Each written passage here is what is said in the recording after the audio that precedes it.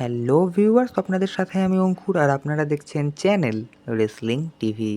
তো ভিডিওর থাম্বনেল দেখে আশা করি নিশ্চয়ই বুঝে গেছেন যে আজকের ভিডিও কী নিয়ে হতে চলেছে। তো আর বেশি কথা না বলে ভিডিও স্টার্ট করা যাক। আপনারা সকলেই জানেন যে রোমান রেন্স কিন্তু ডাব্লিউডাব্লিউইতে নেই এবং অনেকেই এটা প্রেডিক্ট করছে যে রোমান রেন্স কবে ডাব্লিউডাব্লিউইতে রিটার্ন করতে পারে। কিন্তু আপনারা কি জানেন যে রোমান রেন্স কেন ডাব্লিউডাব্লিউইতে নেই? কী বা হয়েছে রোমান রেন্সের সাথে যার জন্য রোমান রেন্স বর্তমানে ডাব্লিউডাব্লিউইতে আমরা তাকে দেখতে পাচ্ছি না? তো চলুন আজকে এই ভিডিওটিতে এমন 3টে কারণ নিয়ে আলোচনা করব যার জন্য রোমান রেন্স ডাব্লিউডাব্লিউইতে নেই। তার আগে চ্যানেলে নতুন দর্শক হয়ে থাকলে চ্যানেলটিকে অবশ্যই সাবস্ক্রাইব করে পাশে বেল আইকনটা প্রেস করে দেবেন আর ভিডিওতে একটি লাইক দিয়ে দেবেন। নাম্বার 1, প্রথম নম্বরে যে কারণটি রয়েছে সেটি হলো রোমান রেন্সের শারীরিক ফিটনেস। আপনারা কিন্তু সকলেই জানেন যে রোমান রেন্সের বয়স বর্তমানে 40 পেরিয়ে গেছে। তো রোমান রেন্সকে কিন্তু ডাব্লিউডাব্লিউ একজন পার্ট টাইম রেসলার হিসেবে ডাব্লিউডাব্লিউতে রেখেছে। তো ডাব্লিউডাব্লিউ চায় না যে এত বড় মাপের রেসলারের বর্তমান সময় অর্থাৎ তার এরকম এজে কোনো রকম শারীরিক ক্ষয়ক্ষতি হোক। তাই জন্য ডাব্লিউডাব্লিউই তাকে সাময়িক বিরতি দেওয়ার জন্যই বর্তমানে তাকে রেসলিং দুনিয়ায় আনছে না। নাম্বার 2 নম্বরে যে কারণটি বলবো সেটি হলো সেথ রোলিন্সকে অধিক পুশ দেওয়া। আপনারা জানেন যে বর্তমানে Seth Rollins money in the ব্যাংকের চ্যাম্পিয়ন এবং তার সাথে মাস্টার মাইন্ড পল হেইম্যান যুক্ত হয়েছে।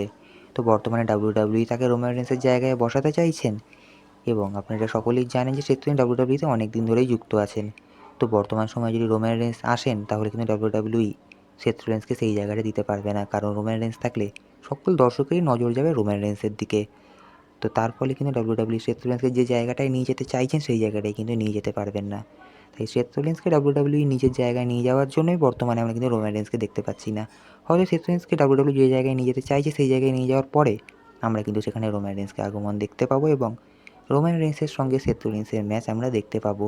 নাম্বার 3 নম্বরে যে কারণটি বলবো সেটি শুনে আপনারা হয়তো অনেকটা শক হয়ে যাবেন। কারণটি হয়তো আপনারা অনেকে হয়তো এক্সপেক্ট করবেন না। কারণটি হলো ব্রন বেকার। হ্যাঁ ভিউয়ার্স, ঠিকই শুনেছেন, ব্রন বেকার। আপনারা হয়তো ভাবছেন যে ব্রন বেকারের সাথে রোমান রেন্সের কী সম্পর্ক। আপনারা একটু মনে করলে বুঝতে পারবেন যে ব্রন বেকারের ফিনিশার মুভের সাথে রোমান রেন্সের ফিনিশার মুভের মিল আছে, অর্থাৎ দুজনের ফিনিশার মুভ স্পিয়ার। এবং রোমান রেন্সকে অনেকবারই ব্রন বেকার তার ফিনিশার মুভ দিয়ে অ্যাটাক করেছিল এবং আমরা যখন দেখতে পেয়েছিলাম রয়্যাল রাম্বেল সেখানেও কিন্তু ব্রন বেকার রোমান রেন্সকে তার ফিনিশার মুভ দিয়েছিল, কিন্তু তারপরে রোমান রেন্স তার ফিনিশার মুভ দিয়ে সেখানে কিন্তু ব্রন বেকারকে তিনি এলিমিনেট করে দেয়।